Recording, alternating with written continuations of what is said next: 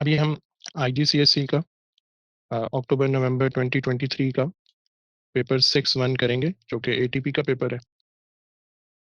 और इस पेपर के लिए जीसीएसई और आईजीसीएसई दोनों में 1 आवर्स का टाइम होता है। सारे क्वेश्चंस इसमें आंसर करने होते हैं, चॉइस नहीं होती। और बाकी ये कि 40 मार्क्स का पेपर होता है, तो सारा पैटर्न, टाइम वगैरह सब कुछ दोनों के लिए सेम है। Question number 1, a student determines the weight of a metre ruler using a balancing method. तो ऑब्जेक्टिव ये है कि वो इस मीटर रूलर का वेट फाइंड करना चाह रहा है, और वेट फाइंड करने के लिए उसने बैलेंसिंग मेथड को यूज़ किया। और उसके लिए उसने पिवट को सेंटर से डिफरेंट एक प्लेस पे रखा, मीटर रूल को उसके ऊपर प्लेस किया। Obviously centre of metre ruler जो है ना, वो टू द राइट कहीं एग्जिस्ट करेगा, और इस सेंटर ऑफ ग्रेविटी से डाउनवर्ड वेट एक्ट करेगा। तो इसके अंदर इस वक्त क्लॉकवाइज रोटेशन या क्लॉकवाइज मोमेंट क्रिएट होगा। इस क्लॉकवाइज मोमेंट को बैलेंस करने के लिए उसने एक वेट इस तरफ प्लेस किया, जो कि एंटी क्लॉकवाइज मोमेंट को क्रिएट करेगा। और इस ब्लॉक का वेट और इसका डिस्टेंस फ्रॉम द पिवट, इसको यूज करके हम क्लॉकवाइज मोमेंट फाइंड कर सकते हैं। और साथ साथ ये कि इस मीटर रूल का कितना वेट है वो भी हम इसी मेथड से फाइंड कर सकते हैं। So figure 1.1 shows the setup. The student places the meter ruler on the pivot. She places a load P on the meter ruler at the 90 centimeter mark. Metre ruler आपको पता है कि 1 metre long होता है, तो total इसकी length 100 centimetre की होती है। 90 सेंटीमीटर के मार्क पे उसने, यानी यहाँ पे 0 होगा, तो 90 सेंटीमीटर के मार्क पे उसने ये एक ऑब्जेक्ट प्लेस किया हुआ है। She adjusts the position of the meter ruler on the pivot so that the meter ruler is as near as possible to being balanced. तो almost उसने balance कर लिया इसको. The ruler balances with the pivot at 75 centimeter mark. Calculate the distance A from 90 centimeter mark to the pivot. तो 90 centimetre mark से pivot का जो distance होगा, record the value of A in the first row of table 1.1। तो उसके लिए हम ये करेंगे कि 90 सेंटीमीटर पे तो ऑब्जेक्ट है, 75 पे पिवट है, तो इनके बिटवीन जो डिस्टेंस आएगा वो 15 सेंटीमीटर्स होगा। और इस वैल्यू को हम यहाँ पर टेबल में भी रिकॉर्ड कर देंगे। अब टेबल में जो वैल्यूज हैं वो अप टू 1 डेसिमल प्लेस लिखी हुई है। ए के लिए हम देख सकते हैं सारी की सारी वैल्यूज। तो इस रॉ डेटा को देखते हुए हम अपनी वैल्यू को भी 1 डेसिमल प्लेस पे लिखेंगे। इसी तरह बी की भी सारी वैल्यूज 1 डेसिमल प्लेस तक लिखी हुई हैं, तो हम इसी रॉ डेटा के जो कन्वेंशन है उसको फॉलो करेंगे। She records in table 1.1 the distance B from the pivot to the 0.0 centimeter end of the meter ruler. She repeats the procedure, placing the load P at 85 centimeter mark, 80 centimeter mark, then 75 and then 70 centimeter mark. अब इसमें जो A है वो pivot से load तक का distance होगा, और इसी तरह से बी हमारे पास 0 सेंटीमीटर मार्क से पिवट तक का डिस्टेंस होगा। तो ये दो पैरामीटर नोट डाउन किए गए हैं। नहीं, देखें, लोड पी को ना हमने रखा था 90 पे, और 90 पे रखने के बाद उसने position of the metre ruler को एडजस्ट करना है so that it is as near as possible to being balanced. तो वो हर दफा जब लोड को एक न्यू पोजीशन पे रखेगी तो पिवट को एडजस्ट करेगी, ताकि दोनों साइड्स बैलेंस हो जाएं। क्योंकि देखें, अगर 90 पे रखकर ये 75 सेंटीमीटर मार्क पे बैलेंस हो रहा है, तो जब हम इसकी पोजीशन 90 से चेंज करके 85 पे लाएंगे तो इसकी भी फिर पोजीशन चेंज होगी, ये सेम पोजीशन पे बैलेंस नहीं होगा। तो हुआ ये कि लोड उसने पहले प्लेस किया है, पिवट बाद में एडजस्ट किया है, और इस तरह एडजस्ट किया है कि ये बैलेंस हो जाए। Okay, plot a graph of A centimetre on the y axis against B in centimetres on the x axis. Graph जो है ना हमारे पास, हमने वाई एक्सिस को 0 से स्टार्ट करना है, start the x axis at a suitable value for the results, draw the best fit line. तो एज यूजुअल 4 मार्क्स का हमारे पास ग्राफ है, जिसमें फर्स्ट मार्क हमें उस वक्त मिलेगा जब हम एक्सिस को लेबल कर देंगे। तो यहाँ हमें लेबलिंग करनी है ए इन सेंटीमीटर्स, और फिर वाई एक्स एक्सिस को हम लेबल करेंगे बी इन सेंटीमीटर्स। इस लेबलिंग का हमें 1 मार्क मिल जाएगा। अच्छा, ए की जो मैक्सिमम वैल्यू है वो 15 है, और जो बॉक्सेस हमारे पास हैं वो 1, 2, 3, 4, 5, 6, 7 एंड 8 है। तो हम जो है ना 2 के उस पर चल सकते हैं। तो अगर हम इसको 0.0 लेते हैं, और इसको हम 2.0 कर दें, फिर 4.0, 6.0, 8.0, 10.0, 12.0, 14 एंड फाइनली 16 की वैल्यू हमारे पास आ जाएगी। तो ये हमारी नंबरिंग हो गई ऑन द वाई एक्सिस। अब बी की वैल्यू मिनिमम हमारे पास है 62.5 और मैक्सिमम है 75। इसको हमने जीरो से नहीं स्टार्ट करना, किसी भी एक सुटेबल वैल्यू से हम स्टार्ट करते हैं। तो हम पहले काउंट कर लेते हैं कि इसमें 8 बॉक्सेस हमें गिवन है। तो 62 से अगर हम 75 को प्लॉट करेंगे तो 13 या 14 तक का हमें वो चाहिए होगा। तो फॉर एग्जांपल अगर मैं इसको 62 से स्टार्ट करता हूँ और 64, 66, 68, 70, 72, 74, 76 एंड 78 ये वैल्यूज हम कंसिडर कर लेते हैं। तो इसमें ये होगा कि हमारी सारी values more than half of the grid पे आराम से प्लॉट हो जाएंगी। अब एक एक करके हमने पॉइंट्स को प्लॉट करना है। 15, 75, तो बी की वैल्यू 75 है और इस पे ए की वैल्यू 15 है। तो 15 यहाँ पे मार्क हो जाएगा। ये हमारा फर्स्ट पॉइंट मार्क हो गया। इसी तरह से नेक्स्ट हमारे पास है 13.1 एंड 71.9। तो 71.9 पे हमें ये वाला जो नंबर होगा 71 का होगा और 71.9 यहाँ आ रहा होगा। 71.9 पे हमें प्लॉट करना है 13.1। तो हमारा जो प्लॉटिंग होगी वो ऑलमोस्ट यहाँ हो रही होगी। ये सेकंड पॉइंट हो गया।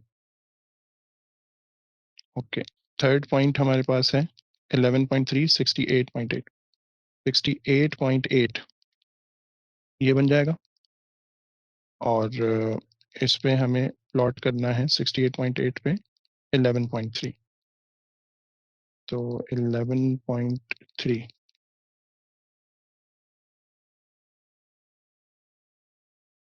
11.3 यहाँ पे प्लॉट हो जाएगा।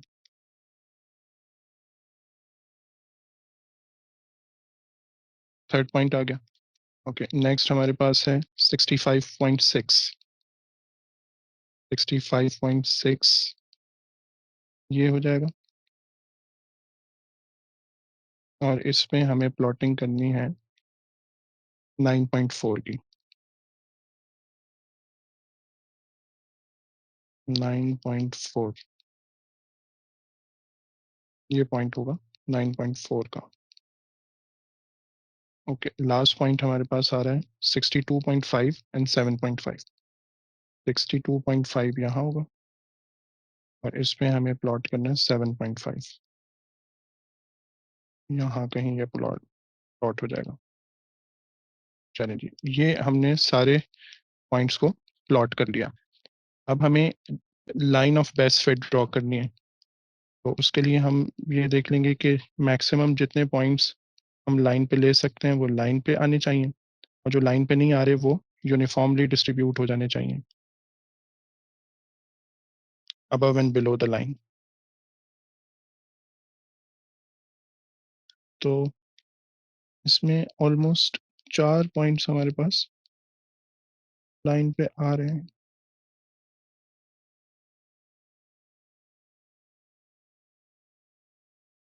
जी, तो ये मैं लाइन ऑफ बेस्ट फिट यहाँ पे ड्रॉ कर रहा हूँ इस तरह से। तो एक ही पॉइंट है जो लाइन पे ड्रॉ नहीं हो रहा है।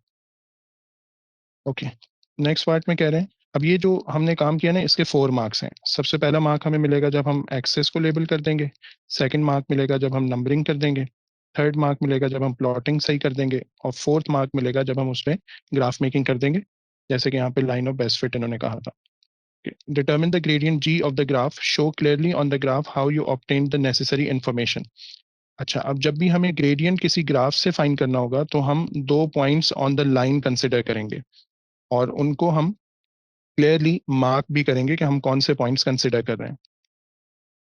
तो ये वाली वर्किंग में रेड से कर देता हूँ। फॉर एग्जांपल एक पॉइंट में ये वाला कंसिडर कर लेता हूँ फॉर कैलकुलेटिंग द ग्राफ। शुरू का एक पॉइंट ले लेते हैं और एक पॉइंट हम तकरीबन एंड पे ले लेते हैं, ये वाला पॉइंट। अच्छा, अब इन दोनों पॉइंट्स को हम यूज कर रहे हैं फॉर कैलकुलेटिंग द ग्रेडियंट।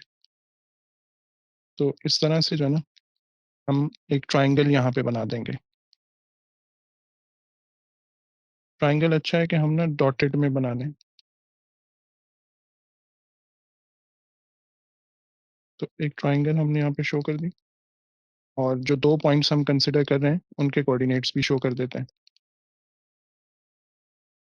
तो फर्स्ट पॉइंट का कोऑर्डिनेट है 63.2, और यहाँ से इसका कोऑर्डिनेट बन रहा है 8.0। इसी तरह से यहाँ पर हमारे पास आ रहा है 76, और वाई एक्सिस का कोऑर्डिनेट आ रहा है 15.6। अब ये जो 2 पॉइंट्स हैं हम यहाँ पे नीचे शो कर देंगे।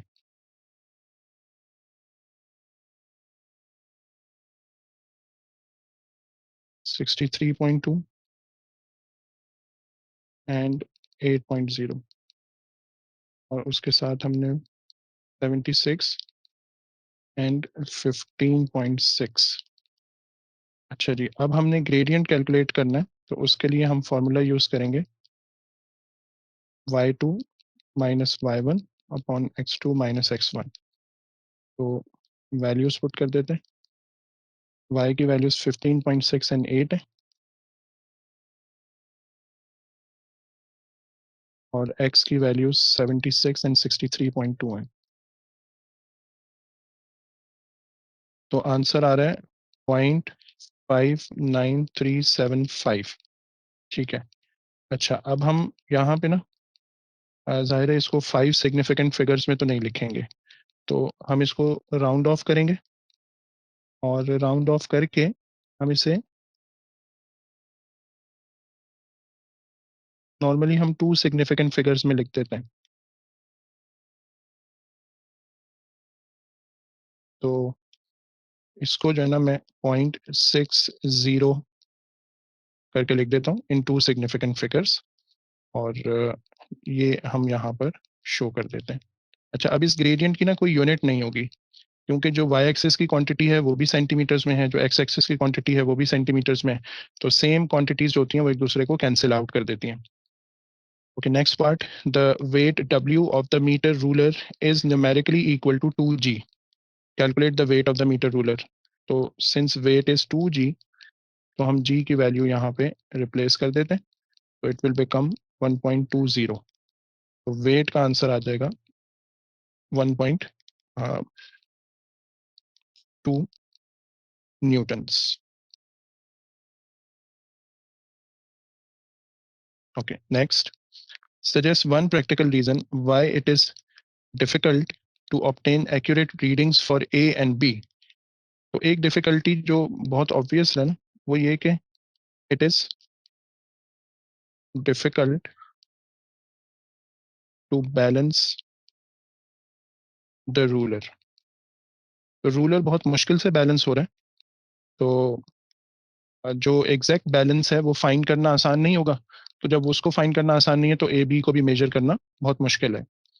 अच्छा, फिर उसके बाद using only the apparatus provided for the experiment, explain briefly how you would determine the position of the centre of mass of the ruler. तो उसका तरीका यही होगा कि we will balance the ruler on the pivot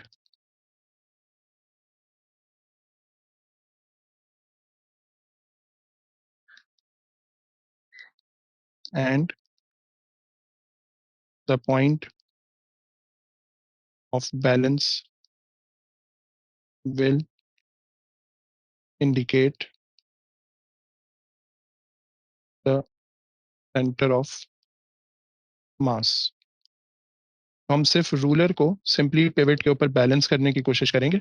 जिस जगह पे ruler pivot पे, simple ruler without any load balance हो रहा होगा, वही पॉइंट सेंटर ऑफ मास को शो कर देगा। Question number 2, a student investigates the resistance of a resistance wire. अब इस तरह के ना बहुत सारे क्वेश्चंस आप देखेंगे अक्सर एटीपी में इलेक्ट्रिसिटी से रिलेटेड आते हैं। Figure 2.1 shows the circuit he uses. The student places a sliding contact at distance L is equal to 20 centimeter from B. He measures the potential difference V across the length L of the resistance wire. He measures the current I in the circuit. Current जो है ammeter से show हो जाएगा, potential difference ये volt meter show कर रहा होगा. अच्छा जी, the meters are shown in the figure 2.2 and 2.3. 2.2 में यूनिट हमें एम्पेयर्स नजर आ रही है, तो इट मींस कि ये एम मीटर हमें गिवन है. और फिर जाहिर सी बात है हमने उसको रीड भी करना होगा, अभी आगे आ रहा है. तो हम देख सकते हैं कि 0 से 0.2 में 10 स्मॉल डिविजन्स हैं. तो इसका मतलब है कि ये सेंट्रल वाली 0.1 हो जाएगी, और हर स्मॉल जो डिवीजन है वो यहाँ पर 0.02 को शो कर रही है. फिर 0.04, 0.06, 0.08 एंड देन 0.10. तो 0.02 स्मॉल डिवीजन शो कर रहा है. 0.6 के बाद यहाँ पे 0.7 आएगा. तो 0.72, 0.74 एंड 0.76 पे इस वक्त पॉइंटर हमारी रीडिंग को शो कर रहा है. तो जो रीडिंग इस मीटर से शो हो रही है वो 0.76 एम्पेयर्स की है. इसी तरह यहाँ पे आ जाते हैं. यहाँ पे रिलेटिवली स्ट्रेट फॉरवर्ड है कि 0 से 1 के इन बिटवीन 10 स्मॉल डिविजन्स हैं, और बिल्कुल सेंट्रल वाले पॉइंट पे है, तो ये 0.5 की रीडिंग यहाँ पर वोल्टेज पे हमें वोल्ट मीटर पे शो हो रही है. अच्छा जी, अब अगला टास्क क्या है? Write down the current I shown on the students ammeter. तो एम मीटर पे करंट की रीडिंग आ रही थी 0.76 amperes. Record the potential difference V shown on the students voltmeter in the first row of table 2.1. तो table 2.1 में हमने यहाँ पे 0.5 ये वोल्टेज रिकॉर्ड कर दिया. Calculate and record in table 2.1 the resistance of 20 centimetres of the resistance wire using the equation R is equal to V upon I. तो V की वैल्यू 0.5 है, I की वैल्यू 0.76 है, और इसे जब हम राउंड ऑफ करेंगे तो 0.66 ओम्स बन जाएगी. बाकी अगर हम रॉ डेटा को देखें तो वो हमें अप टू 1 डेसिमल मिल रहा है. तो इसको अगर हम फर्दर राउंड ऑफ करेंगे तो ये 0.7 बन जाएगी. तो इस तरह यहाँ पर हम 0.7 की रीडिंग रिकॉर्ड कर देंगे. अच्छा, नेक्स्ट हमें क्या करना है? Calculate and record in the first row of table 2.1 R upon L, और L is equal to 20 centimetres. तो अब हम R की वैल्यू को 20 से डिवाइड कर देंगे, तो 0.035 हमें यहाँ पे आंसर मिल रहा है. Complete the column headings in table 2.1. So length was being measured in centimeters, voltage is measured in volts, R resistance is measured in ohms, and R upon L means unit होगी ohms centimeter inverse. तो ये सारी instructions और चीजें complete हो गई. The student repeats the procedure using length equal to 60 and length equal to 100 centimeters. The readings and the results are shown in table 2.1. तो 60 के सारे results और 100 के सारे results हम देख सकते हैं कि यहाँ पे already written है. Look carefully at the values of R upon N, यानी resistance per unit length.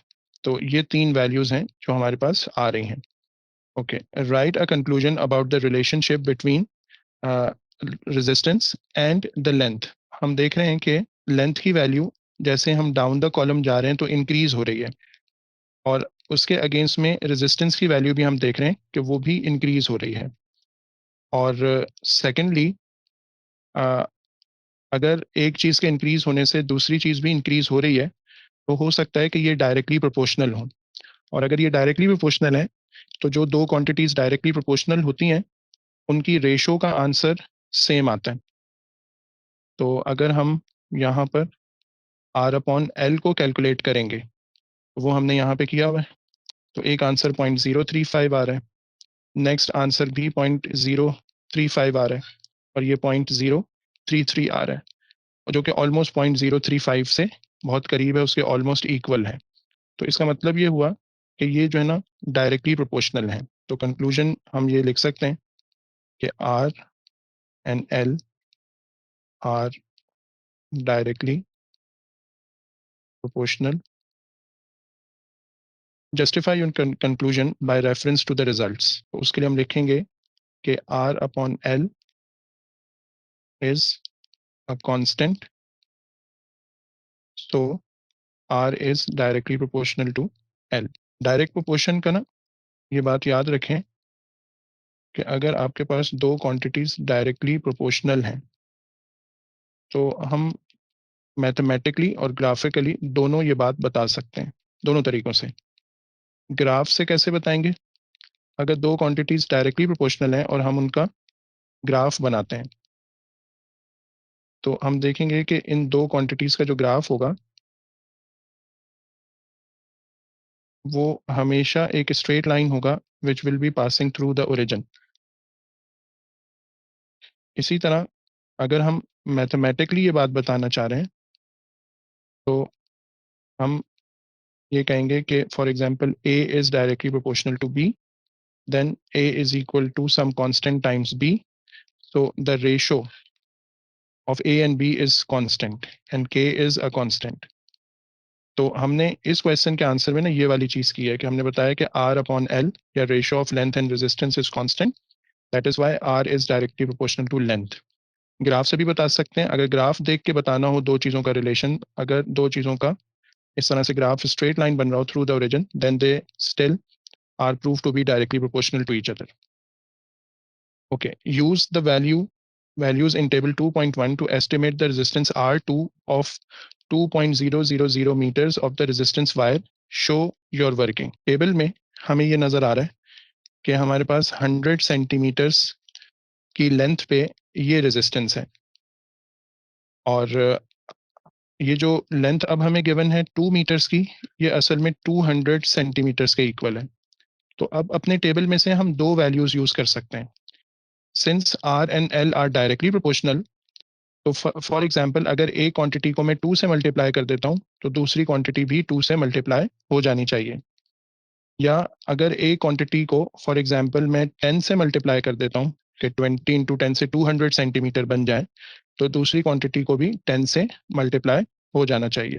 तो अब हम इसमें से ना कोई भी एक जो है ना वो यूज कर लेंगे। हम यहाँ पे लिखते हैं कि for example length 1 is 100 centimetre while the resistance against it is 3.3 ohms। L2 को हम 100 into 2 कर लेते हैं, so it becomes 200 centimeters और becomes 2.000 meters। तो उसके अगेंस्ट में जो R2 होगी that would also get multiplied by 2, तो यहाँ से R2 का आंसर 6.6 ohms आ जाएगा। तो the value of R2 should be 6.6 ohms। Since ये वर्किंग हमें शो करनी थी तो हमने यहाँ पे ये वाली वर्किंग शो कर दी टेबल में से 100 की वैल्यू लेके। यही काम हम 20 की वैल्यू से भी कर सकते हैं, बस वहाँ पे 10 से मल्टीप्लाई करना पड़ेगा। Question 3, a student investigates the magnification of image produced by a lens. तो यहाँ पर एक ऑब्जेक्ट है जिसके पीछे एक इल्यूमिनेटेड, उसकी इल्यूमिनेशन के लिए एक लैम्प प्रेजेंट है।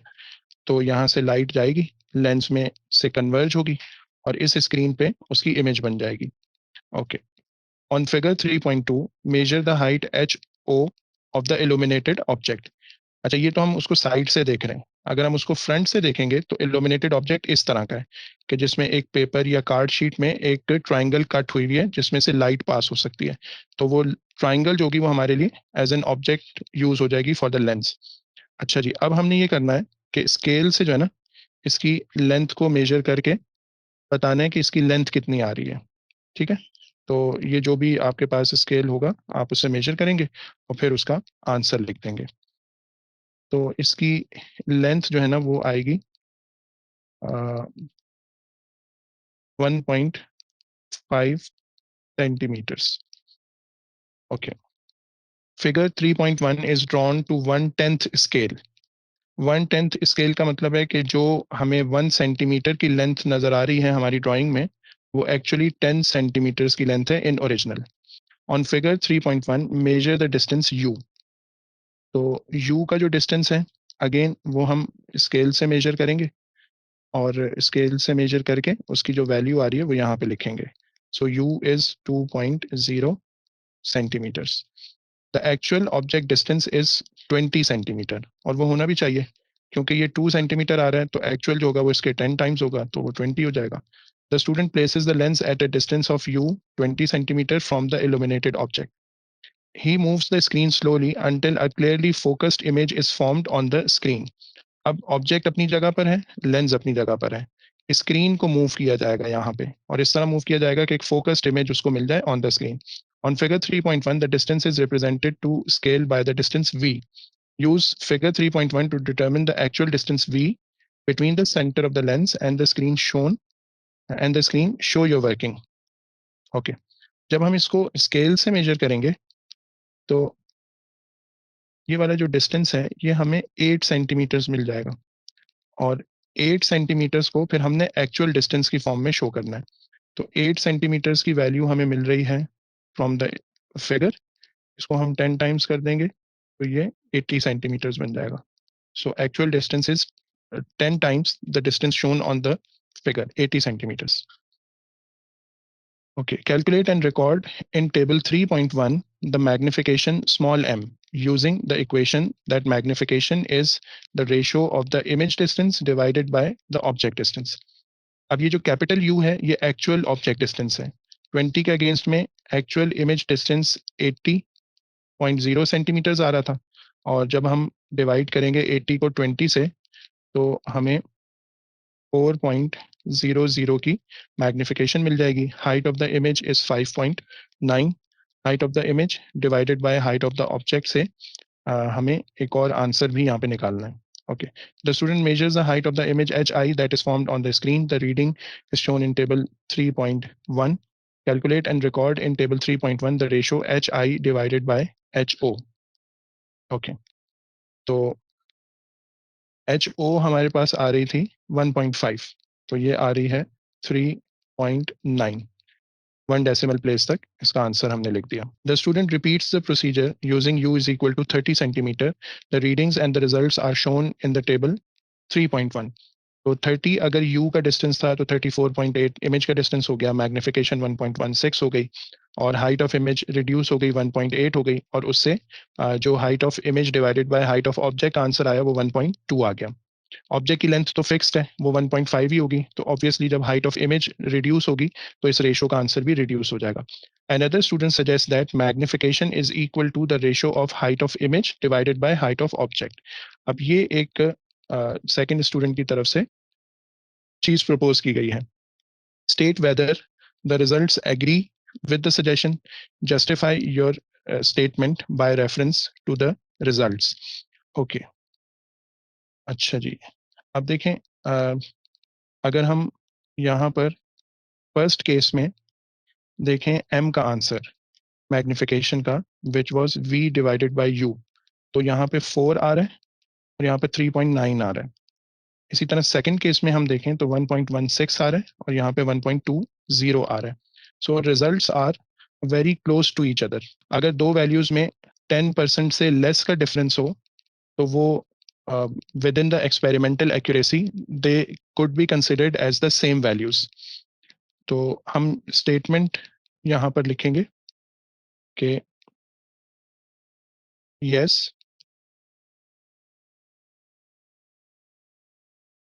I agree with the suggestion। और जस्टिफिकेशन क्या है?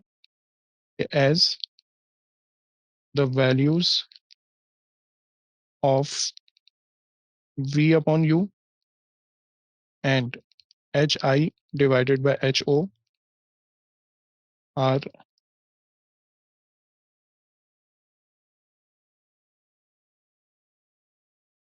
almost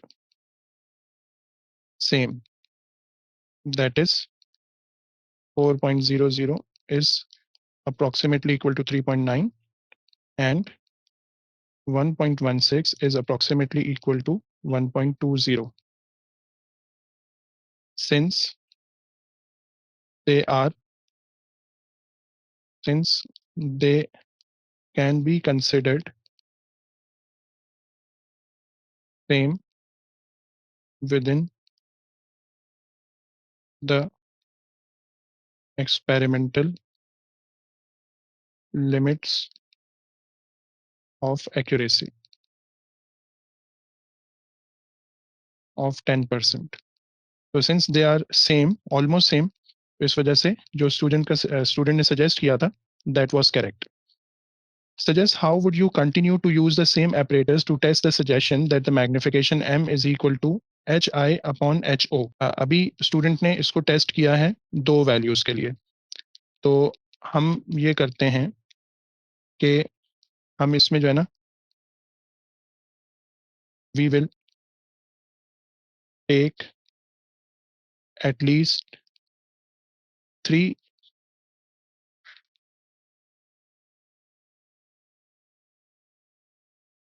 more values of U and record the corresponding values of HI to further test the suggestion। तो कम से कम 5 वैल्यूज पे हम इसी सजेशन को टेस्ट कर लेंगे। 2 ऑलरेडी हुई हुई हैं, बाकी ये कि हम 3 और डिफरेंट वैल्यूज यू की सेलेक्ट करके 25 रख लेंगे, 35 रख लेंगे। इस तरह से हम हाइट ऑफ इमेज को कैलकुलेट करेंगे। हाइट ऑफ ऑब्जेक्ट तो हमारे लिए फिक्स्ड है, तो हर दफ़ा जो हाइट ऑफ इमेज आ रही होगी उसमें हम ये रेशो कैलकुलेट करके देख लेंगे कि मैग्निफिकेशन इसी रेशो के इक्वल आ रही है या नहीं। और बाकी मैग्निफिकेशन ओरिजिनली कैलकुलेट हो रही है वी अपॉन यू से। तो इसी टेबल के अंदर फर्दर हम वैल्यूज ऑफ वी रिकॉर्ड करेंगे, मैग्निफिकेशन निकालेंगे, हाइट ऑफ इमेज निकालेंगे, और फिर HI/HO के आंसर्स भी 3 और हर वैल्यू के आंसर्स आ जाएंगे bye setting 3 different values of you. तो उससे हम ये सजेशन फर्दर टेस्ट कर लेंगे। Okay, last question. A student investigates the time taken for water to evaporate to dryness when heated from above। अच्छा जी, अब उसको टाइम टेकन को इन्वेस्टिगेट करना है, और वो कुछ क्वांटिटी ऑफ वाटर लेगा और वो इवेपोरेट करते करते बिल्कुल ड्राई हो जाए। और एक तो ये नेचुरल इवेपोरेशन होती है, लेकिन हम यहाँ पर एक एक्स्ट्रा अरेंजमेंट करेंगे कि हम वाटर को हीट भी करेंगे फ्रॉम अबव, ताकि इवेपोरेशन का प्रोसेस फास्ट हो जाए। Figure 4.1 shows the setup, the power of the heater is constant। तो हमारे पास एक शैलो डिश है, यहाँ पे इसके अंदर वाटर है, और इसके ऊपर एक इंफ्रारेड हीटर है जो कि इसको हीट इसकी तरफ यानी एमिट करेगा। और ये उसकी वो लीड है जो कि पावर सप्लाई में जा रही है। पावर ऑफ द हीटर को हमने कांस्टेंट रखा हुआ है कि ये जो हीटर है ये एक जैसी हीट प्रोवाइड कर रहा है। The following is also available: supply of water at room temperature and metre ruler. Okay, metre ruler से हम ये कर सकते हैं कि हम जो हाइट ऑफ द हीटर है अबव द वाटर लेवल उसको मेजर कर सकते हैं। Plan an experiment to investigate how one factor affects the time taken for the water to evaporate। अब कोई एक फैक्टर हम डिसाइड करेंगे जिसके अगेंस्ट में हम देखेंगे कि टाइम टेकन फॉर इवेपोरेशन किस तरह अफेक्ट हो रहा है उस एक फैक्टर को चेंज करने से।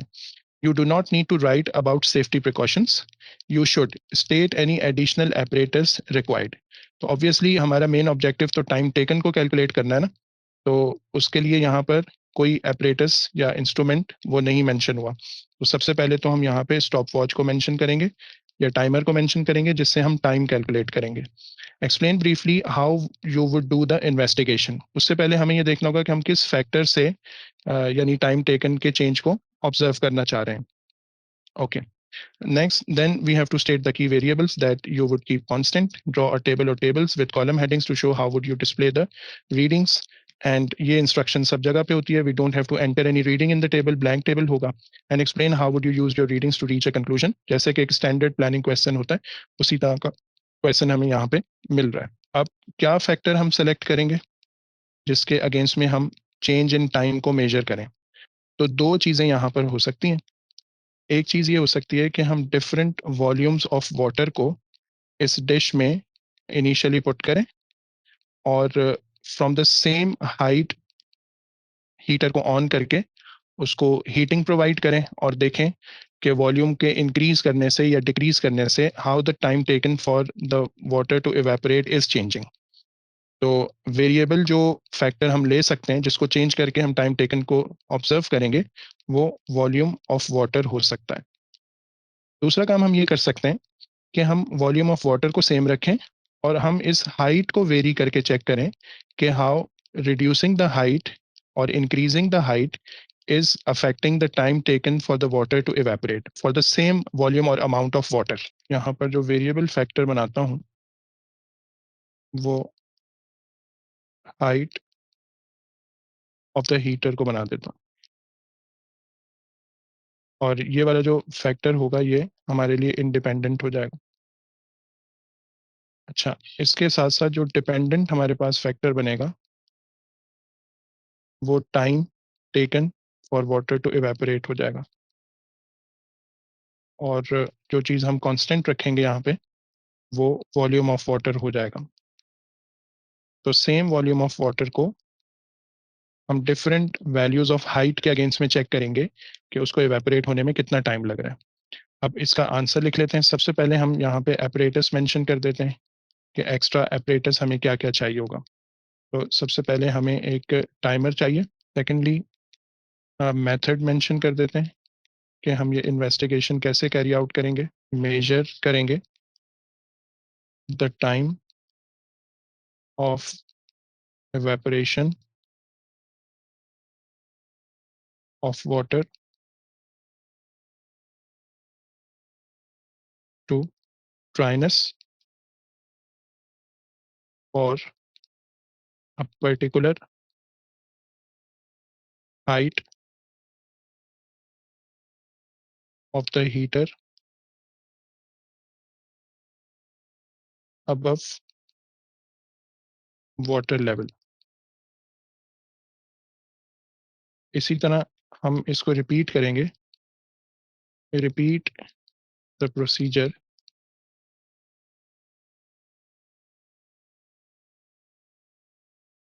For at least 5 different values of height। इसके बाद थर्ड हम लिख देंगे कंट्रोल वेरिएबल। तो कंट्रोल वेरिएबल्स में सबसे पहले तो आ जाएगा वॉल्यूम ऑफ वाटर और सेकेंडली रूम टेम्परेचर कांस्टेंट होना चाहिए। इसके साथ साथ अब टेबल्स पे आते हैं। टेबल किस तरह का हम ड्रॉ करेंगे? तो दो चीज़ें हमने सेलेक्ट की हुई हैं। एक हमारे पास इंडिपेंडेंट वेरिएबल है और एक डिपेंडेंट वेरिएबल है।